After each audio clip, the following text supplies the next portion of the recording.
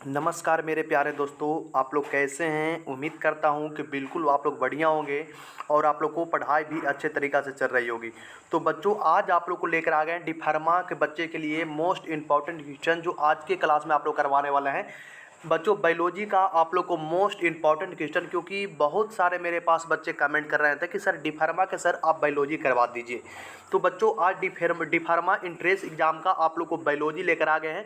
तो आप लोग को बच्चों, बायोलॉजी में आप लोग कुछ भी नहीं पढ़े हैं और आप लोग को डर लग रहा है कि ये क्लास आप लोग अच्छे तरीक़ा से कर लीजिएगा तो आप लोग यहाँ से किसी भी प्रकार का नहीं होगा। और बच्चों, आप लोग को एग्ज़ाम का बहुत कम समय है, तो आप लोग को कम समय में आप लोग को बेहतरीन, आप लोग को अच्छा हम पढ़ाने का प्रयास करेंगे। और आप लोग को सारा के सारा प्रीवियस ईयर क्वेश्चन है बच्चों, जो आप लोग आज हम करवाने वाले हैं, और सारा के सारा एग्जाम में आने वाला प्रश्न है। तो आप भी डी फार्मा के एग्जाम का तैयारी करते हैं, डी फार्मा आप लोग एग्जाम की तैयारी कर रहे हैं बच्चों, डी फार्मा एग्जाम 2026 के आप लोग तैयारी कर रहे हैं, तो आप लोग के लिए ये क्लास बहुत इंपॉर्टेंट होने वाला है बच्चों, बहुत इंपॉर्टेंट होने वाला है। क्योंकि बहुत सारे मेरे पास बच्चे कमेंट कर रहे थे कि सर बायोलॉजी का क्लास लेकर आइए सर। तो बच्चों, आज आप लोग को ऑलरेडी बायोलॉजी की क्लास लेकर आ गए हैं। तो सारे बच्चों अपने अपने दोस्तों यारों के पास वीडियो को शेयर कर दीजिएगा जो डी फार्मा का तैयारी करते हैं, और एक बार वीडियो को लाइक कर दीजिएगा और चैनल के सब्सक्राइब कर दीजिएगा बच्चों। और चलिए, आप लोग को ज़्यादा टाइम नहीं है, आप लोग को ज़्यादा टाइम बर्बाद नहीं करते हैं, क्योंकि आप लोग एग्जाम भी बहुत नज़दीक है। तो चलिए, आप लोग यहाँ से हम स्टार्ट करते हैं। यहाँ से आप लोग को ये प्रश्न क्या बोल रहा है, बोला कोशिका की खोज सर्वप्रथम किस वैज्ञानिक ने की थी।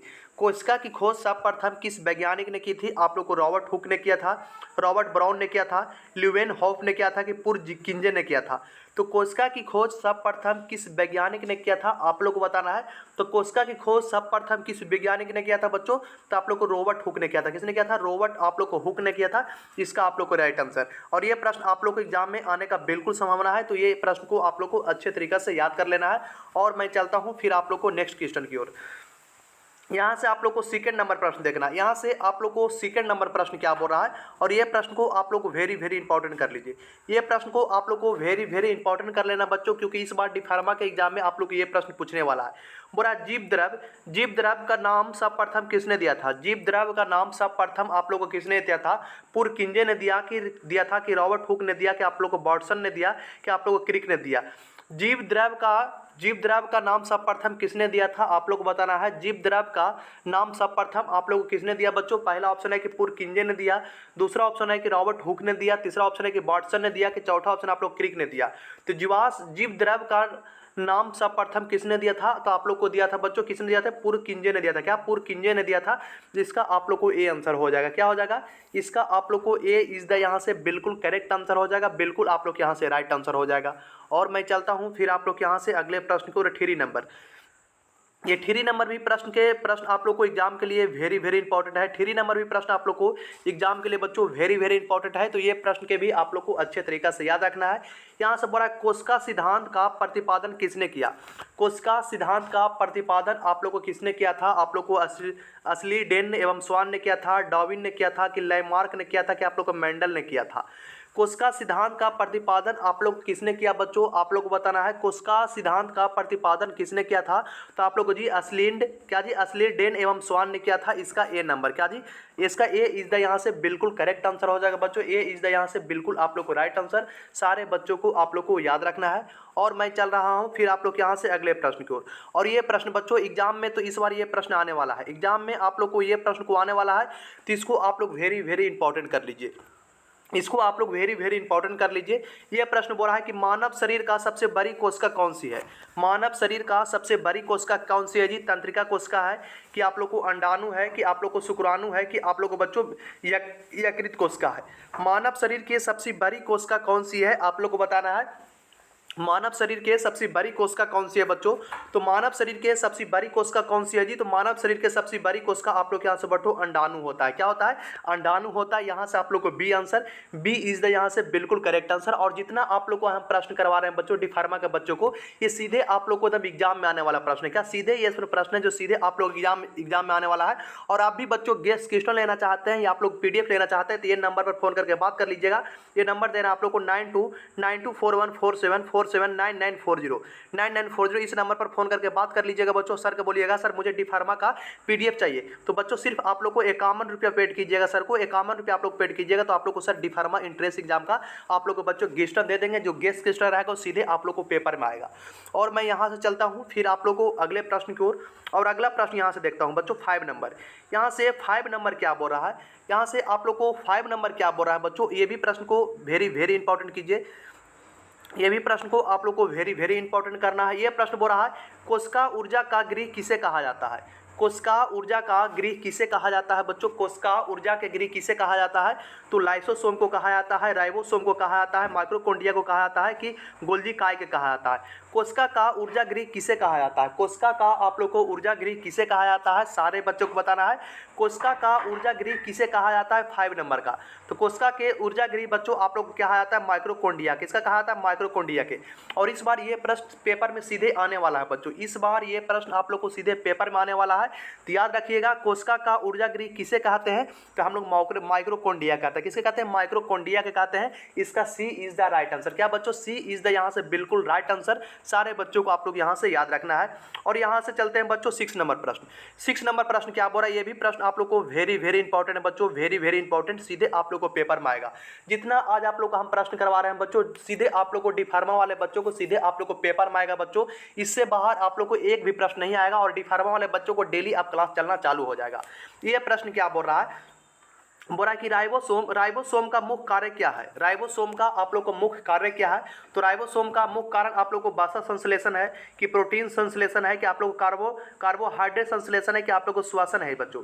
तो राइबोसोम का मुख्य कार्य क्या है, राइबोसोम का आप लोग को मुख्य कार्य क्या है, तो राइबोसोम का आप लोग को मुख्य कार्य बच्चों यहाँ से क्या है जी, प्रोटीन संश्लेषण। क्या जी, प्रोटीन आप लोग को संश्लेषण, प्रोटीन संश्लेषण। इसका बी आंसर हो जाएगा। क्या हो जाएगा, ये प्रोटीन संश्लेषण हो जाएगा। इसका B is the right answer, B is the बिल्कुल करेक्ट आंसर हो जाएगा बच्चों। सारे बच्चों को आप लोग याद रखना है।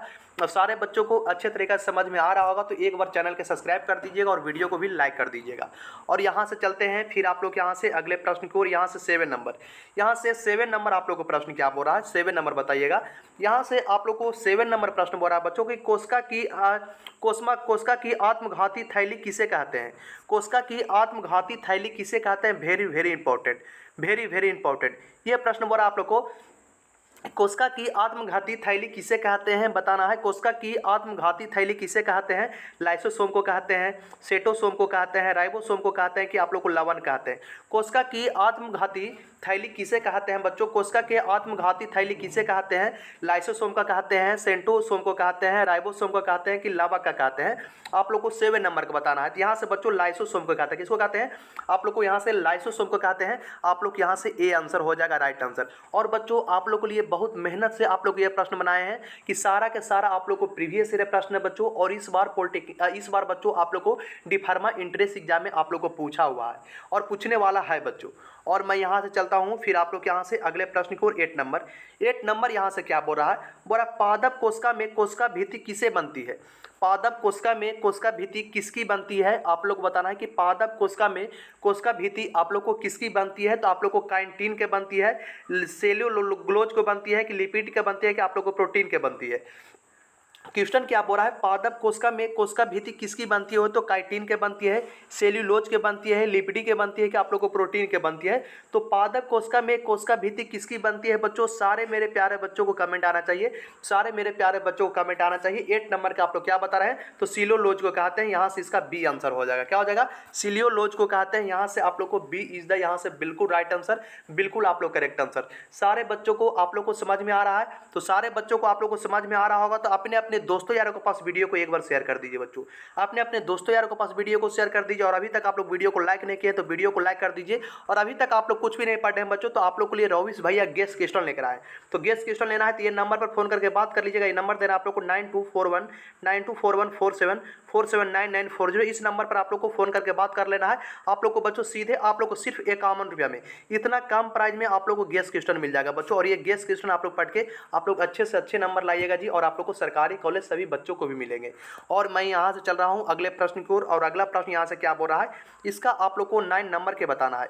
यहाँ से आप लोग को 9 नंबर प्रश्न के बताना है। 9 नंबर प्रश्न आप लोग को क्या बोल रहा है, बोल रहा है कि तार्क काय किस में पाया जाता है। तार्क काय किस में पाया जाता है, बताना है कि तार्क काय किसमें पाया जाता है, केवल जंतु कोशिका में पाया जाता है, केवल पादप कोशिका में पाया जाता है, कि आप लोग को दोनों में पाया जाता है, कि आप लोग किसी में भी नहीं पाया जाता है। तो तार्क काय किसमें पाया जाता है बच्चों, आप लोग को पहला ऑप्शन दिया हुआ है केवल जंतु कोशिका में पाए जाते हैं, अब दूसरा दिया हुआ है केवल पादप कोशिका में पाए जाते हैं, तीसरा ऑप्शन आप लोग को दोनों में पाए जाते हैं, चौथा ऑप्शन आप किसी में भी नहीं पाए जाते हैं। आप लोग को 9 नंबर के आंसर देना है। तो यहाँ से बच्चों केवल जंतु कोशिका में पाया जाता है, क्या जी, केवल जंतु कोशिका में पाए जाते हैं। इसका ए इज द यहाँ से राइट आंसर क्या हो जाएगा, ए इज द यहाँ से बिल्कुल आप लोग को राइट आंसर बच्चों, ए इज द यहाँ से बिल्कुल करेक्ट आंसर। सारे मेरे प्यारे बच्चों को अच्छे तरीके से याद रखना है। और मैं यहाँ से चल रहा हूँ अगले प्रश्न को, और यहाँ से आप लोग को 10 नंबर का आंसर बताना है, और very very important 10 number paper को कर लीजिए। क्या ये 10 नंबर क्वेश्चन है बच्चों, आप लोग को वेरी वेरी इंपॉर्टेंट कर लेना है। बोल रहा है बर्नी लवक, बर्नी लवक का मुख्य रूप से कहाँ पाए जाते हैं, बर्नी लवक मुख्य रूप से कहाँ पाए जाते हैं, बताना है कि बर्नी लवक मुख्य रूप से कहाँ पाए जाते हैं। आप लोग को फलों में पाए जाते हैं, जड़ों में पाए जाते हैं, आप लोग को पत्तियों में पाए जाते हैं, कि आप लोग को तने में पाए जाते हैं।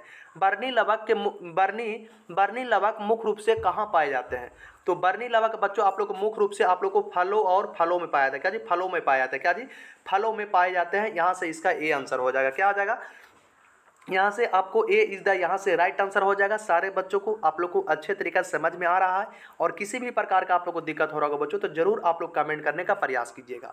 और मैं यहाँ से चल रहा हूँ अगले प्रश्न को, और अगला प्रश्न यहाँ से क्या बोल रहा है, यहाँ से बोल रहा है कि हरित लवक में कौन सा धातु पाया जाता है। हरित लवक में आप लोग को कौन सा धातु पाया जाता है, आप लोग को लोहा पाया जाता है, आप लोग को मैग्नीशियम पाया जाता है, आप लोग को जस्ता पाया जाता है, कि आप लोग को तांबा पाया जाता है।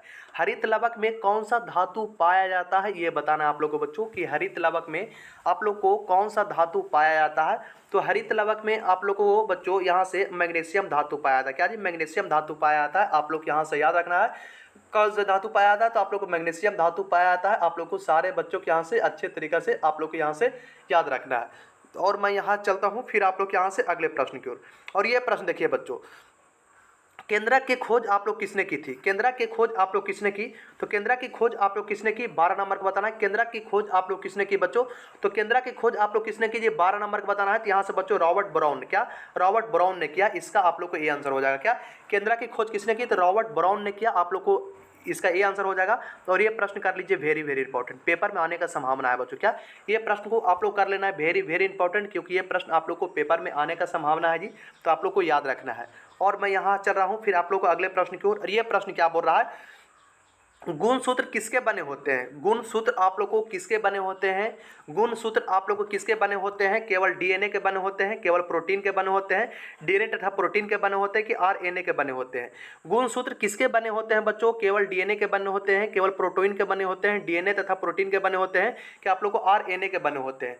गुणसूत्र आप लोग को किससे बने होते हैं, गुणसूत्र बच्चों आप लोग किससे बने होते हैं, बताना है। तो गुणसूत्र है बच्चों आप लोग किससे बने होते हैं, तो आप लोग को डीएनए तथा प्रोटीन से बने होते हैं। किससे जी, डीएनए तथा आप लोग को प्रोटीन से बने होते हैं। तो इसका क्या आंसर हो जाएगा, जिसका आप लोग को सी इज द यहाँ से राइट आंसर हो जाएगा बच्चों। और सारे बच्चों को अच्छे तरीके से तैयारी करना है बच्चों, क्योंकि एग्जाम का आप लोग को ज़्यादा दिन समय नहीं बच रहा है। और आप लोग को अच्छे तरीके से पढ़िए बच्चों, क्योंकि एग्जाम आप लोग को बहुत नज़दीक आ गया है। और आप लोग अच्छे तरीके से नहीं पढ़िएगा तो फिर आप लोग को एग्जाम में दिक्कत हो जाएगा। तो आप लोग को जितना हम आप लोग को प्रश्न लेकर आ रहे हैं बच्चों, तो आप लोग को उससे बाहर ना एक भी प्रश्न नहीं आएगा जी। और आप लोग को फिजिक्स और केमिस्ट्री का भी हम आप लोग को प्रश्न लेकर आएंगे बच्चों, जैसे आप लोग को बायोलॉजी का लेकर आएंगे, क्योंकि बायोलॉजी का क्वेश्चन इसलिए लेकर आए क्योंकि सारे बच्चों का डिमांड था कि सर आप डिफार्मा एंट्रेंस एग्जाम का सर आप डिफार्मा का सर आप बायोलॉजी का क्वेश्चन करवा दीजिए। तो आप लोग को यही चलते बच्चों हम बायोलॉजी का क्वेश्चन आप लोग को लेकर आ गए हैं। आप लोग को बहुत बढ़िया लग रहा होगा पढ़ने में, क्योंकि सारा का सारा आप लोग को गेस्ट प्रश्न है जो बच्चों आप लोग को डिफार्मा एंट्रेंस एग्जाम में पूछने वाला है। और मैं यहाँ चलता हूँ फिर आप लोग यहाँ से अगले प्रश्न की ओर। और ये प्रश्न के भी आप लोग को वेरी वेरी इंपॉर्टेंट करना है। क्या ये प्रश्न के भी आप लोग को वेरी वेरी इंपॉर्टेंट कर लीजिए। ये प्रश्न के भी आप लोग को सारे बच्चों को वेरी वेरी इंपॉर्टेंट कर लेना है। ये प्रश्न क्या बोल रहा है, बोला कि मानव में गुणसूत्रों की संख्या कितनी होती है, मानव में गुणसूत्रों की संख्या कितनी होती है। आप लोग को 46 होती है या 23 होती है, या आप लोग को 44 होती है, कि आप लोग को 48 होती है। मानव में गुणसूत्रों की संख्या कितनी होती है, मानव में गुणसूत्रों की संख्या कितनी होती है, 46 होती है, 23 होती है, 44 होती है, कि 48 होती है। तो मानव में गुणसूत्रों की संख्या कितनी होती है बच्चों? आप लोग को 14 नंबर का बताना है। 14 नंबर का क्या आंसर दे रहे हैं? तो यहाँ से आप लोग को 46 होती है। क्या होती है बच्चों? 46 होती है। इसका आप लोग यहाँ से क्या आंसर हो जाएगा? इसका आप लोग को हो जाएगा ए इज द राइट आंसर। क्या? ए इज द यहाँ से बिल्कुल राइट आंसर, क्योंकि मानव में गुणसूत्रों की संख्या आप लोग को कितनी होती है? तो 46 होती है। 46 होती है, ये आप लोग को अच्छे तरीके से याद रखना है। और बायोलॉजी में ऐसा ही प्रश्न है बच्चों कि हर साल आप लोग को ऐसा प्रश्न एग्जाम में आता है डी फार्मा वाले के बच्चों को, तो आप लोग यहाँ से याद रखना है। और मैं यहाँ चल रहा हूँ अगले प्रश्न को, और यहाँ से बोला आप लोग को, यहाँ से आप लोग बोला कि अर्धसूत्री विभाजन किस प्रकार के कोशिका में होते हैं? अर्धसूत्री विभाजन किस प्रकार के कोशिका में होते हैं? तो अर्धसूत्री विभाजन आप लोग को कायनिकी कोशिका में होते हैं, जनक की कोशिका में होते हैं, कि दोनों में होते हैं, कि आप लोग किसी में भी नहीं होते हैं? अर्धसूत्री विभाजन किस प्रकार की कोशिका में होते हैं? अर्धसूत्री विभाजन किस प्रकार के कोशिका में होते हैं बच्चों? आप लोग को बताना है कि अर्धसूत्री विभाजन आप लोग को किस प्रकार के कोशिका में होते हैं। तो यहाँ से आप लोग बच्चों जनक कोशिका में होते हैं। क्या जी? जनक कोशिकाओं में होते हैं। इसका बी आंसर क्या हो जाएगा? जनक कोशिकाओं में होते हैं। इसका आप लोग को बी इज द यहाँ से बिल्कुल राइट आंसर हो जाएगा। बी इज द यहाँ से बिल्कुल आप लोग करेक्ट आंसर हो जाएगा। सारे बच्चों को यहाँ से आप लोग को अच्छे तरीके से याद रखना है। और मैं यहाँ से चल रहा हूँ अगले प्रश्न की ओर, और अगला प्रश्न यहाँ से क्या बोल रहा है? यहाँ से ये प्रश्न क्या बोल रहे हैं बच्चों? आप लोग को सारे बच्चों को अच्छे तरीके से इसका आंसर देना है। बोला समसूत्री विभाजन में एक जनक कोशिका को कितनी संतानी कोशिका बनती है? बोला समसूत्री विभाजन में एक जनक कोशिका से कितनी संतति कोशिकाएं बनती है? आप लोग को 2 बनती है, आप लोग को 4 बनती है, आप लोग को 1 बनती है, कि आप लोग को 8 बनती है? आप लोग को 16 नंबर का आंसर फटाफट देना है बच्चों। तो यहाँ से बच्चों आप लोग को 2 बनती है, यहाँ से इसका हो जाएगा 2 इज द बिल्कुल राइट आंसर। ए नंबर यहाँ से राइट आंसर हो जाएगा। कितने बनते हैं बच्चों? तो आप लोग को 2 बनते हैं। 2 बनते हैं। ए इज द यहाँ से बिल्कुल राइट आंसर हो जाएगा। बिल्कुल आप लोग करेक्ट आंसर हो जाएगा। सारे मेरे प्यारे बच्चों को याद रखना है। और मैं यहाँ से अगले प्रश्न को चलता हूँ। 17 नंबर आप लोग को प्रश्न क्या बोल रहा है, और वेरी वेरी इसको इंपॉर्टेंट कीजिए। क्या ये प्रश्न को आप लोग को वेरी वेरी इंपॉर्टेंट करना है आप लोग को पेपर के लिए। बोल रहा है जिन रासायनिक रूप से क्या बनते हैं? जिन रासायनिक रूप से क्या होते हैं? आप लोग बताना है कि जिन रासायनिक रूप से क्या होते हैं।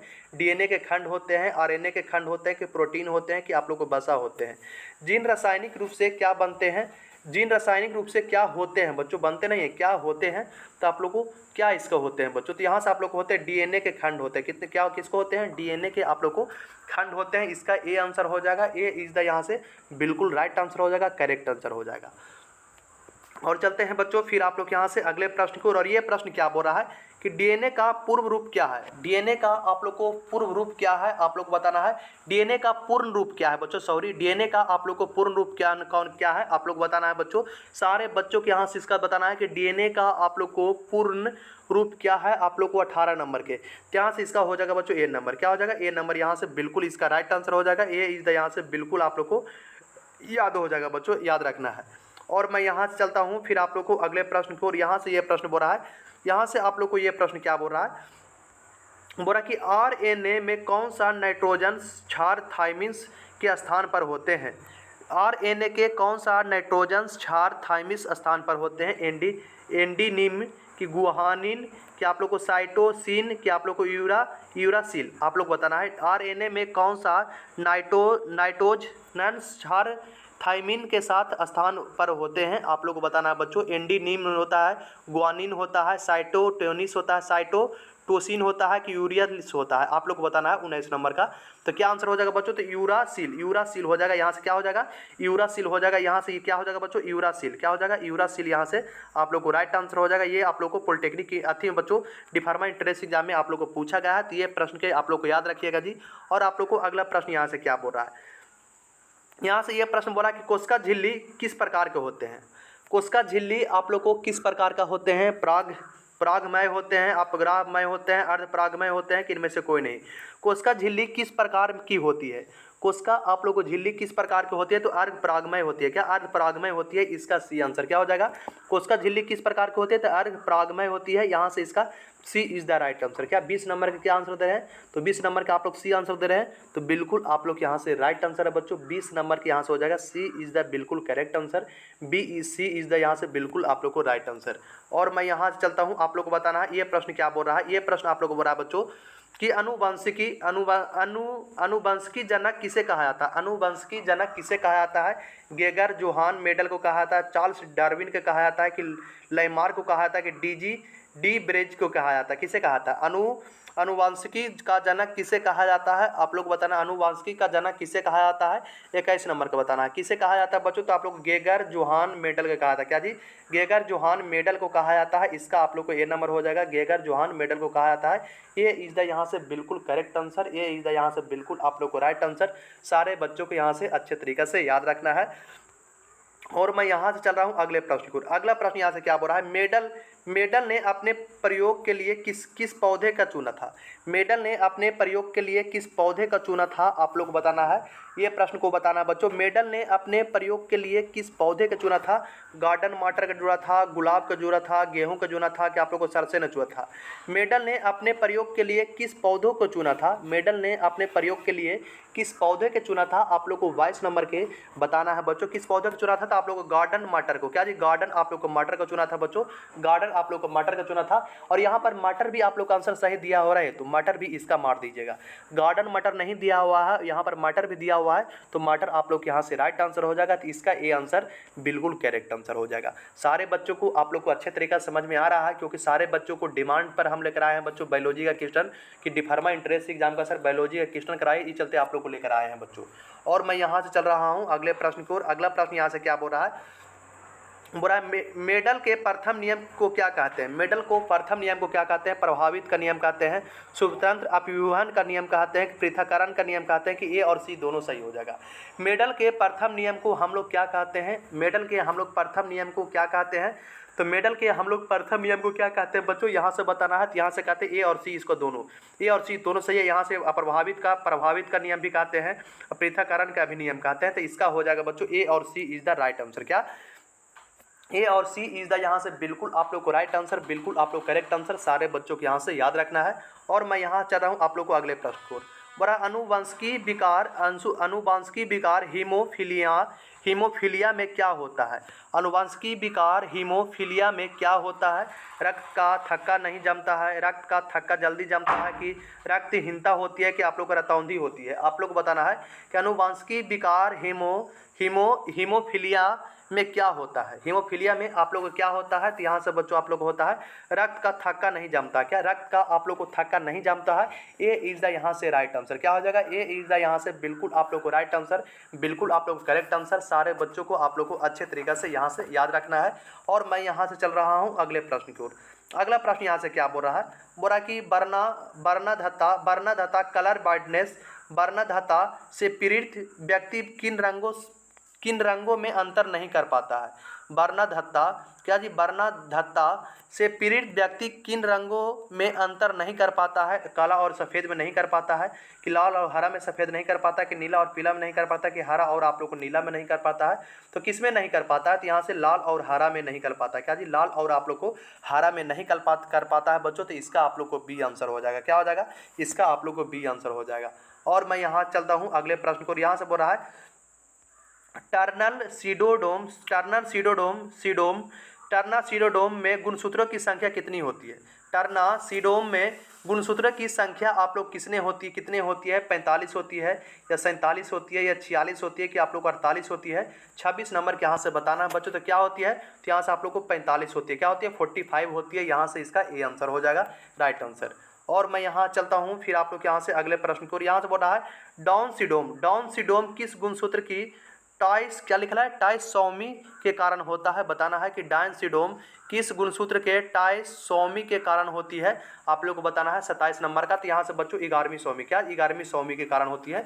यहाँ से इसका ए नंबर हो जाएगा। ए इज द बिल्कुल राइट आंसर। सारे बच्चों को आप लोग को अच्छे तरीके से समझ में आ रहा है, किसी भी प्रकार का दिक्कत नहीं ना है जी। और मैं यहाँ चलता हूँ फिर आप लोग को अगले प्रश्न को। यहाँ से बोला बच्चों मनुष्य में लिंग निर्धारण किस गुणसूत्र पर निर्भर करता है? मनुष्य में लिंग निर्धारण किस गुणसूत्रों पर निर्भर करता है? मनुष्य में लिंग निर्धारण मनुष्य में लिंग निर्धारण किस गुणसूत्र पर निर्धारण करता है? माता के गुणसूत्र पर, कि आप लोग को पिता के गुणसूत्र पर, कि आप लोग को दोनों पर, कि किसी पर भी नहीं? आप लोग को बताना है 28 नंबर का। तो इस पर बच्चों पिता के गुण पर, क्या जी? पिता के गुणसूत्र पर करता है जी, पिता के गुणसूत्र पर। इसका बी आंसर हो जाएगा। इसका आप लोग को बी इज द यहाँ से बिल्कुल राइट आंसर हो जाएगा, बिल्कुल करेक्ट आंसर हो जाएगा, याद रखना है। और मैं यहाँ चलते हैं फिर आप लोग को अगले प्रश्न को। ये प्रश्न बोला पुरुषों में कौन सा लिंग गुणसूत्र संयोजन होता है। पुरुषों में कौन सा लिंग गुणसूत्र संयोजन होता है। आप लोग को एक्स एक्स होता है, एक्स वाई होता है, कि एक्स जीरो होता है, कि आप लोग को एक्स एक्स वाई होता है। आप लोग बताना कि पुरुषों में कौन सा लिंग गुणसूत्र संयोजन होता है। पुरुषों में कौन सा लिंग गुणसूत्र संयोजन होता है, आप लोग को 29 नंबर का बताना है। तो 29 नंबर क्या बता रहे हैं बच्चों, तो यहाँ से एक्स वाई होता है। क्या होता है बच्चों, बाथी में पुरुषों में बच्चों एक्स वाई होता है। क्या होता है जी, आप लोग को एक्स वाई होता है, पुरुषों में आप लोग को एक्स वाई होता है, याद रखना है। 29 नंबर के यहाँ से बी आंसर, क्या 29 नंबर का B answer, B is the यहाँ से बिल्कुल करेक्ट आंसर हो जाएगा। और मैं यहाँ से चलता हूँ अगले प्रश्न की ओर। यहाँ से ये प्रश्न बोला डीएनए के कुंडली संरचना किसने प्रतिपादित की। डीएनए के कुंडली संरचना किसने प्रतिपादित किया। आप लोग को वाटसन एवं क्रिक ने किया, मेडल ने किया, आप लोग को मॉर्गन ने किया, आप लोग को खुराना ने किया। डीएनए कुंडली संरचना किसने प्रतिपादित किया, आप लोग को बताना है 30 नंबर का। 30 नंबर क्या है जी, वाटसन एवं क्रिक ने दिया। क्या जी, वाटसन और एवं क्रिक ने प्रतिपादित किया। इसका ए आंसर हो जाएगा, वाटसन एवं क्रिक ने किया। इसका ए इज द यहाँ से बिल्कुल right answer, B A is the बिल्कुल आप लोग को करेक्ट आंसर हो जाएगा। और मैं यहाँ से चलता हूँ फिर आप लोग यहाँ से अगले प्रश्न की ओर। अगला प्रश्न आप लोग को क्या बोल रहा है, अगला प्रश्न यहाँ से क्या बोल रहा है, बोल रहा बच्चों मानव शरीर का कुल कितने हड्डियां होती है। मानव शरीर का आप लोगों को कुल कितने हड्डियां होती है। 206 हड्डियां होती है, या 300 हड्डियां होती है, या 208 होती है, कि आप लोग को 180 होती है। मानव शरीर में कुल कितने हड्डियां होती है। मानव शरीर में आप लोग कुल कितने हड्डियां होती है बच्चों, तो मानव शरीर में आप लोग कुल कितने हड्डियां होती है बताना है। 31 नंबर का है। तो मानव के शरीर में आप लोग को टोटल हड्डियां 206 होती है। कितनी होती है, 206 होती है। इसका ए नंबर आंसर क्या हो जाएगा, ये इज द यहाँ से बिल्कुल करेक्ट आंसर, बिल्कुल आप लोग को राइट आंसर। सारे बच्चों को अच्छे तरीका से समझ में आ रहा है तो जरूर कमेंट कीजिए कि हाँ सर अच्छे तरीका से समझ में आ रहा है। और मैं यहाँ से चलता हूँ अगले प्रश्न की ओर। बोला मानव शरीर के सबसे छोटी हड्डी कौन सी है। मानव शरीर के सबसे छोटी हड्डी कौन सी है। आप लोग को फीवर है, क्या स्टेपीज है, कि आप लोग को टिबिया है, कि आप लोग को हमरस है, आप लोग बताना है।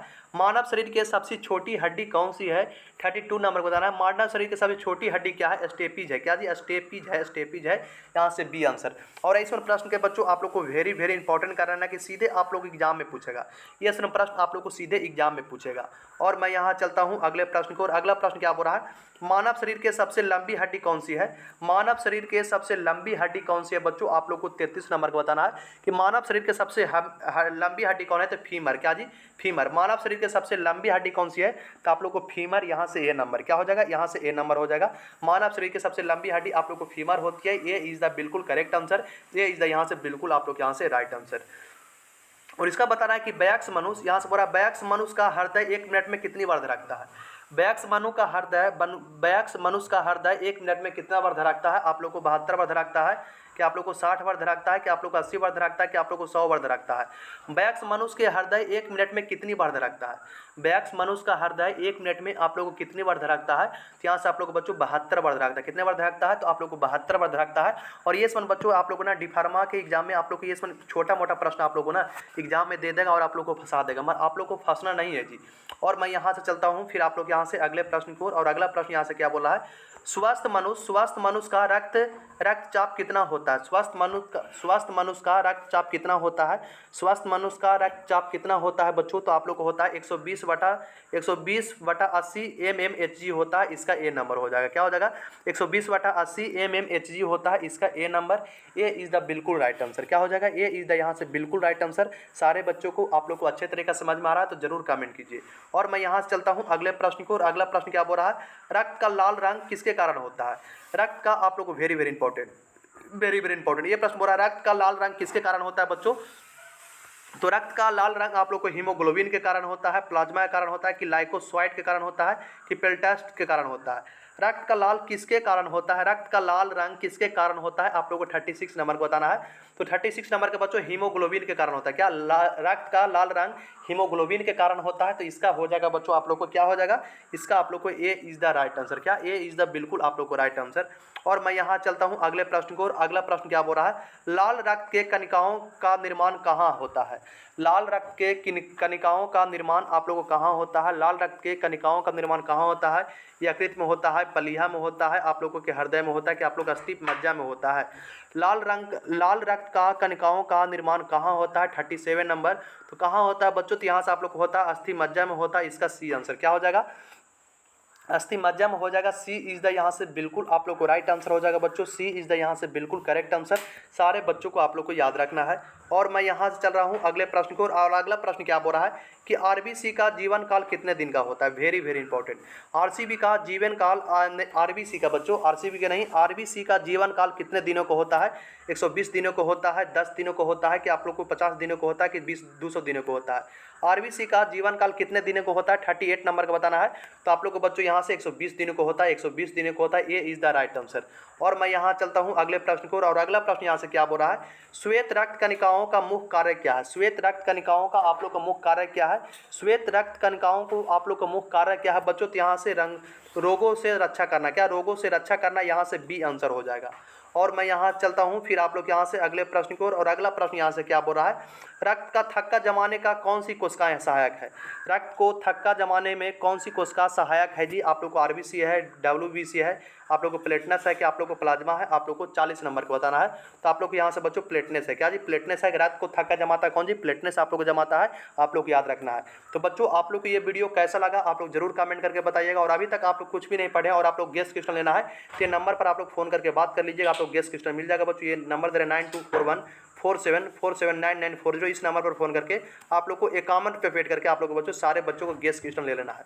तो आप लोग को ये वीडियो कैसा लगा जरूर कमेंट करके बताइएगा। जय हिंद, जय भारत।